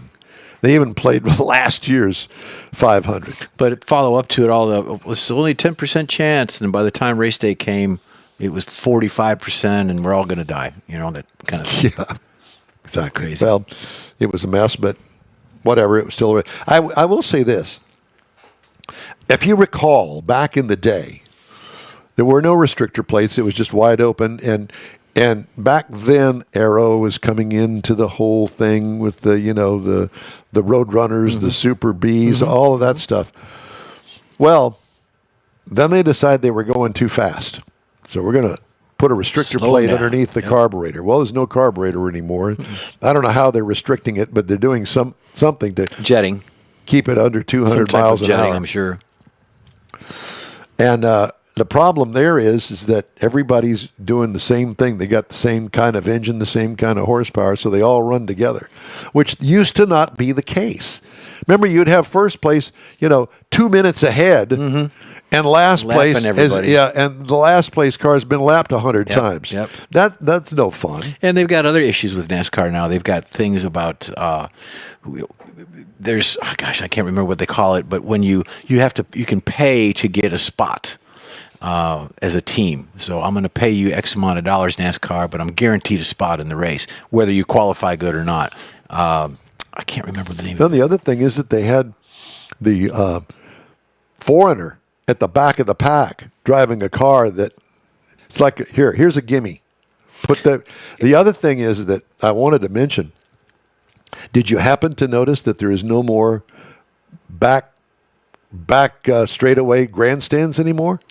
Did you know that? I did not notice that. They took them out. Charter, when you pay for a charter to get in a race, is what it is. They took those I grandstands did not out in know the that. back and they completely redid and added seats to the front straightaway. I guess nobody was sitting back there. When I used to go to the circle track race here in Houston, I always sat in the back stretch because the seats back there were cheaper and you could get real close. Well, when they opened up the Dallas Motor Speedway for NASCAR, I was at the first race. We sat in turn 2 in the bleachers.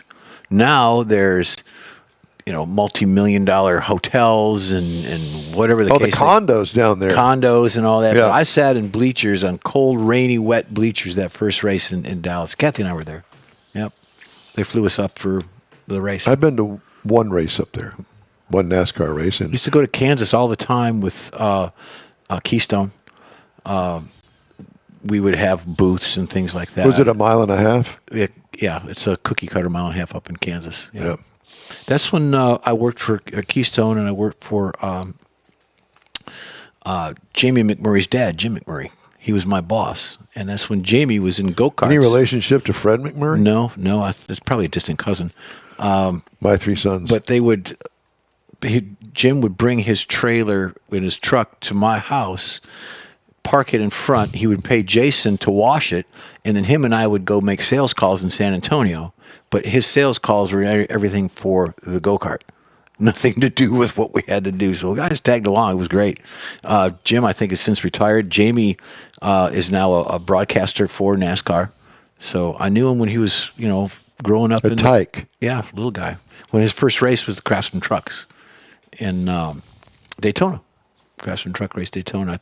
He got in a wreck and all that stuff, so that happens. Everybody gets in a wreck at Daytona. He drove for Sterling Marlin when Sterling Marlin had his wreck and had to get out of racing. Jamie took his car and won Daytona. I'll be. Yeah, I've got the newspaper articles and all that stuff for it. And you got to wonder sometimes, whatever happened to those old, very successful race car drivers? Terry Labonte. Terry Labonte's still around. Bobby He Labonte. they used to be broadcasting last year. I know, but is he not racing anything anywhere? I don't How know. do you just say, I'm not going to do that anymore? Well, they don't quit. I think they get involved in more of the safety aspect. They get involved in the marketing.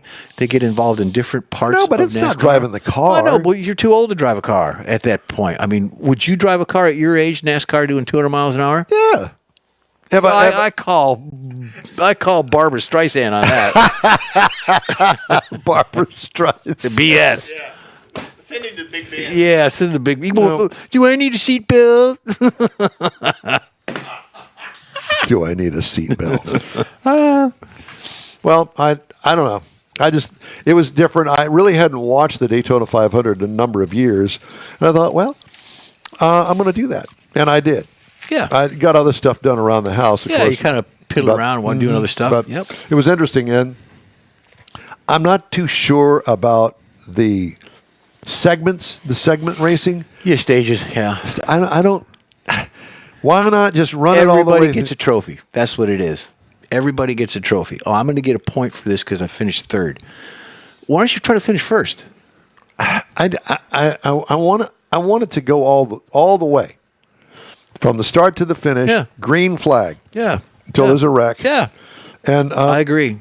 I don't know. The staging thing doesn't do it for me. Yeah. You got a 500-mile race, and part of the appeal of that is being able to go the long distance. Right. Without stages. Come on in, change the tires, do it. No, you get a free pass. That's not it. No, I say on those big races like that, no, nay. Nay, nay. Nay, nay, I say. Nay, nay. You eat too much. Yeah, it just didn't. Well, do it for to me. get right into it, we got. You want me to do the racing calendar? It's coming up next segment. What do you? Next what do you- segment. What do you? The talking- racing calendar. He's reading ahead. I'm reading. I ahead. know he's when he's ready to move, when he's ready to go somewhere, he is ready to go. You get out of his way. I got to go home. Why? Well, I got stuff to do. What do you got to do? Well, I don't know. I got stuff. Okay. Oh, I got you. Just ahead, as you've already previewed, Jeff has the racing calendar. Mars has This Week in Auto History, and I'll have some more news headlines for you. Coming up on the In Wheel Time Car Talk Show, we're back in a flash. The Tex-Mex dining experience is defined by Lupi Tortilla, your destination for Texas's best beef fajitas and frozen margaritas. Since 1983, Lupi Tortilla has served authentic and time-tested recipes made with the freshest ingredients. Atmosphere is part of the award-winning experience at Lupi Tortilla, all developed in a little house near Highway 6 and I-10 in West Houston. Visit any of the Lupi Tortillas and you'll see the same attention to detail in each and every location. Start your Lupi experience with queso flammeado and guacamole, along with a classic frozen margarita. Dine on famous Lupi beef and chicken fajitas, or pepper shrimp brochette, or a fish or vegetarian entree, and finish with a scrumptious flan for dessert. Find Lupi Tortilla in Houston, College Station, Beaumont, Austin, San Antonio, and Dallas-Fort Worth. There's a Texas location near you. The recipes are authentic and time-tested. The ingredients always fresh. Lupi Tortilla, he's pretty good. You own a car you love. Well, why not let Gulf Coast Auto Shield protect it? Houstonian John Gray invites you to his state-of-the-art facility to introduce you to his specialist team of auto enthusiasts. We promise you'll be impressed. Whether you're looking to massage your original paint to a like-new appearance, apply a ceramic coating, install a paint protection film, nano-ceramic window tint, or new windshield protection called ExoShield, Gulf Coast Auto Shield is where Houston's car people go. Curbed your wheels? Instead of buying new, why not have them repaired? How about a professionally installed radar detector? Gulf Coast Auto Shield does that too. Get a peek inside the shop and look at the services offered by getting online and heading to gcautoshield.com. Better yet, stop by their facility at 11275 South Sam Houston Tollway, just south of the Southwest Freeway, and get a personal tour. Gulf Coast Auto Shield is your place to go for all things exterior. Call them today, 832-930-5655 or gcautoshield.com. Hey, you going on the Hot Rod Tour of Texas with us? Be sure and follow us, the In Wheel Time team, as we join over 300 other enthusiasts beginning April 24th as we trek across Texas. Get the info link at inwheeltime.com and our In Wheel Time Facebook page. Time now for Jeff's Racing Calendar, sponsored by the Texas Muscle Car Club Challenge. Thank you for that. Now, we talked about NASCAR. NASCAR is in Atlanta. They're just moving a little bit north out of Daytona to go up to Atlanta Motor Speedway. There's some challenges with weather. It's cold. They're finally putting heaters in the garages and stuff. But that is tomorrow, Atlanta for NASCAR, and then you've got the Xfinity Series is today in Atlanta, and the Craftsman Truck Series is today in Atlanta. They did some testing yesterday and qualifying yesterday for the trucks. I don't know any results, but they should be posted soon. NHRA in March coming up, not very far away, a couple of weeks. We'll be there in Gainesville. Courtney Enders was on last week, and she gave us a good lowdown on that, so it's pretty cool. Saturday, March 15th, the 12 hours of Sebring in the Sebring International Speedway. So that's going to be cool. That's on Peacock. Now, all of these are on different platforms, your Peacocks, your CW channels, your NBCs, and your Foxes. So check your local listings for all that. And then, of course, we got some Demolition Derby and Soapbox Derby coming up in March as well. It's always a demolition derby here in Houston. Just get up 610, just look at it and see. All right. Guess what time it is now? It's time for Mr. Mars This Week in Auto History. Dun, dun, dun. Give me a second. Dun, dun, dun. Yeah, it was kind of an interesting week. There was a lot of things going on. Like I said, a lot of birthdays, a lot of people died. But 4 stories that we Dying birthdays and yeah, 4 stories that I thought were Are these death or are these births? a little bit of both. So this week in automotive history, 2001, February 18, 2001, Dale Earnhardt Sr., a 7-time NASCAR champion, tragically lost his life on the final lap of the Daytona 500, much as we were talking earlier. Driving the number 3 Chevrolet, Earnhardt was blocking for his teammates, Michael Waltrip and Dale Earnhardt Jr., when contact sent his car into the wall on turn number 4. Now, a seemingly minor crash resulted in a fatal skull fracture, and it was a sad event, but his death led to a major safety reforms inside NASCAR, including the mandated Hans device, safer barriers, and improved cockpit restraints. So also, And they haven't had a death in NASCAR since then. I don't believe they have. They've come Well, that's close. what they said. Yeah. Also this week in 1948, February the 21st, Bill France Sr. officially founded the National Association for Stock Car Auto Racing in Daytona Beach, Florida. He recognized the need for organizing in stock car racing. He brought together drivers, promoters, and officials and established standardized rules and structured championship series. The first NASCAR sanctioned race was held later that year, and by 1949, the Strictly Stock Series, which is now the Cup Series, debuted. NASCAR grew rapidly, becoming America's premium motorsport, known for its high-speed action and passionate fan engagement. Also this week, on February the 21st, 1971, the Datsun 240Z of 240Z. Datsun. Datsun. God. Sorry, ladies and gentlemen. He's from East Texas, you know. Officially launched in the United States, revolutionizing the affordable sports car market. Designed by Nissan and branded as Datsun. Datsun. For export, the 240Z combines sleek styling, a 2.4 inline 6-cylinder engine, and a competitive price of $35.26, which is what really drew people to it.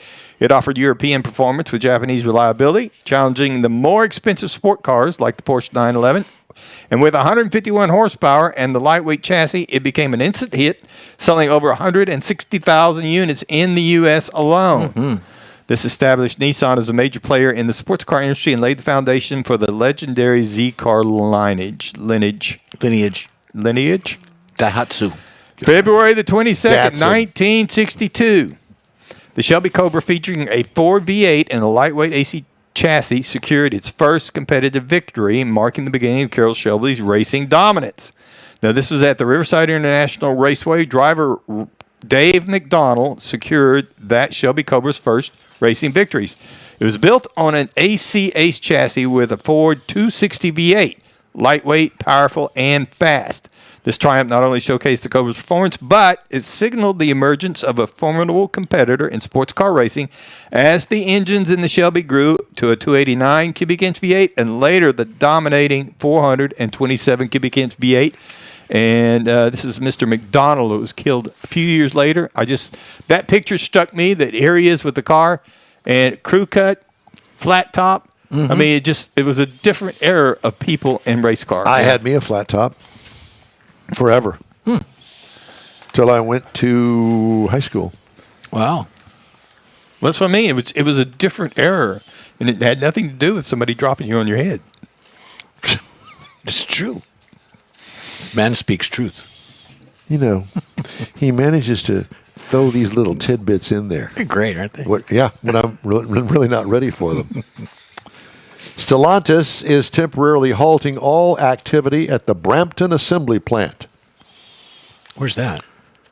Ontario. Oh, okay. Effective immediately as it evaluates its strategy for the next generation Jeep Compass that was slated to be produced there, spokesman said. They said, as we navigate today's dynamic environment, Stellantis continues to reassess its product strategy in North America to ensure it's offering customers a range of vehicles with flexible powertrain options to best meet their needs. Unless they want a V8. As a result, the company is temporarily pausing work on the next generation Jeep Compass, including activities at the Brampton Assembly Plant. This does not change our previously announced investment plans for Brampton. In a statement, Canada's Unifor Union called the decision a matter of grave concern. Oh. Okay. Continental, not the car, but the company, maker of lots of different things, components for cars.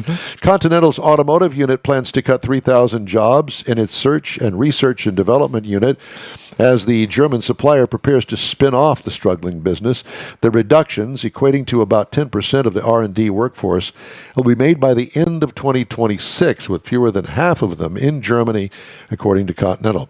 The move comes on top of 7,000 job cuts already announced by Continental in a restructuring program that has been in the works for over a year. Continental said it also aims to reduce its R&D ratio to below 10% by 2027.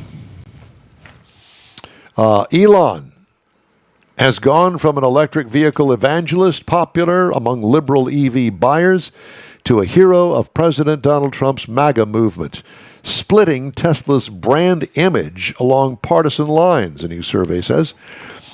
And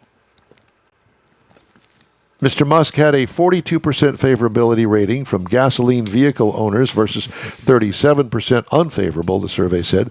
Pickup owners were top Musk fans at 46%, but EV drivers rated Musk the other way around at just 35% positive and 42% negative. Musk's partisan shift from EV Jesus to MAGA God is hurting Tesla's brand image in top EV markets such as California, according to Mr. Murphy. Musk has more of a MAGA identity now than an electric car identity. He's a nightmare for the Tesla chief marketing officer because he's now in the way. Who's Judas in all this? I don't know. And Ford has told its suppliers it will delay the launch of the new Model F-150 pickup, a perennial top seller for the automaker and golden goose for parts makers. Ford was expected to roll out the 15th generation of its traditional gasoline hybrid pickup in 2027. Production for the program, codenamed P736, has been pushed out by at least a year to mid-28 at Dearborn Truck and Kansas City Assemblies. Yeah. Everybody's kind of putting everything on hold. Yep. Well, thank you for agreeing Wait with me. and see. Yeah. So we'll see what happens with that. Anyway. All right. We'd love to hear from you. Just shoot us an email. The address here is info@inwheeltime.com. We're back after this quick break. Pro-Am Auto Accessories has been serving Houston's auto enthusiasts since 1984, providing world-class products for sports cars, European sedans, and American muscle. Pro-Am is known as the place to go to find exclusive and hard-to-find parts and accessories.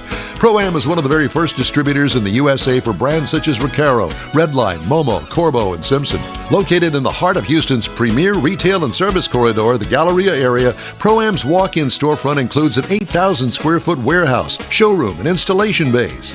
Pro-Am not only sells parts and accessories, but also offers installation and service. Pro-Am is now reaching a worldwide audience through Pro-Am.com, taking its local reputation to the rest of the world. At Pro-Am Auto, you'll be dealing with a small group of professionals who truly want to help you with your automotive needs. If you don't see what you're looking for on the website, call and Pro-Am will lend you a hand. Pro-Am Auto, 6125 Richmond at Green Ridge in Houston's Galleria area. Call them at 713-781-7755. It's time for the 47th Annual Corvette Chevy Expo in Galveston, Saturday and Sunday, March 15th and 16th at the Galveston Island Convention Center. This premier indoor event features iconic Chevrolets, from classic Camaros to America's sports car Corvette. See over 135 displays, automotive vendors, and unique finds at the expansive swap meet. You'll also see the all-handmade Galveston Craft Show, featuring over 100 local artisans. Be part of this Chevy celebration, March 15th and 16th. For tickets, visit CorvetteChevyExpo.com. Well, you know what that sound means. That's it. That's all for this week's In Wheel Time Car Talk Show. Be sure and check us out online, inwheeltime.com. Hey, we'd love to see a few pics of your ride. Please include as many details as you'd like. We'll feature it on a future show. Email the skinny to info@inwheeltime.com. Yep. When you're looking for award-winning car talk, you can find the In Wheel Time Car Talk Show 24/7 on the In Wheel Time app. On the road, Grab a podcast anytime from your favorite podcast provider, including the new SiriusXM podcast channel. And be sure to catch us on the Odyssey Radio app. We video stream our live show every Saturday 10 to noon on Facebook, YouTube, and InWheelTime.com. The In Wheel Time video technical director, as we always need more Jeff Zekin. For booking agent, video editor, and people finder Mike Out of This World Mars, and chief engineer David Ainsley, I'm Don Armstrong. Hot Rod Tour of Texas starts April 24th in Victoria, and we hope you'll join us or at least tune in. Details and links at InWheelTime.com. Be safe out there. Have a great week and weekend. And thanks again for tuning in to In Wheel Time.